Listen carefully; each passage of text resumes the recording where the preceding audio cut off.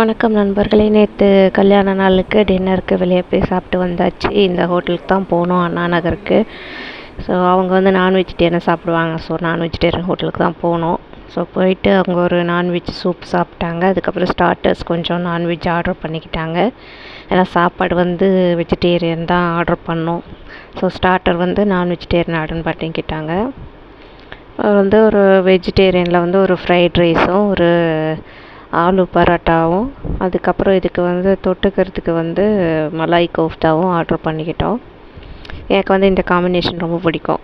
ஆலு பரோட்டா கூட வந்துட்டு மலாய் கோஃப்தா வச்சு சாப்பிட்றது எனக்கு ரொம்ப பிடிக்கும். ஸோ நேற்று வந்து எனக்கு பிடிச்ச அந்த காம்பினேஷனில் ஆர்டர் பண்ணிக்கிட்டு நல்லா சாப்பிட்டாச்சு. சாப்பிட்டுட்டு உங்களுக்கு கூட இந்த மாதிரி ஒரு காம்பினேஷன் நீங்கள் ட்ரை பண்ணி பாருங்கள். ரொம்ப காரம் சாப்பிட்றவங்களுக்கு இது செட் ஆகாது. ஸோ லைட்டாக காரம் இருந்தால் போதும் அப்படின்னு நினைக்கிறேன். கொஞ்சம் ஸ்வீட்டாக சாப்பிட்றா கூட இது சாப்பிட்டுக்கலாம், நல்லாயிருக்கும்.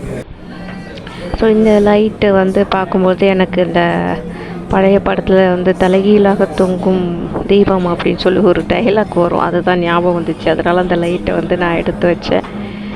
அப்புறம் மீதி இருந்ததை பார்சல் பண்ணி வாங்கிட்டு வந்துட்டோம். அவ்வளோதான், கல்யாண நாள் இனிதாக முடிந்தது. பாய்.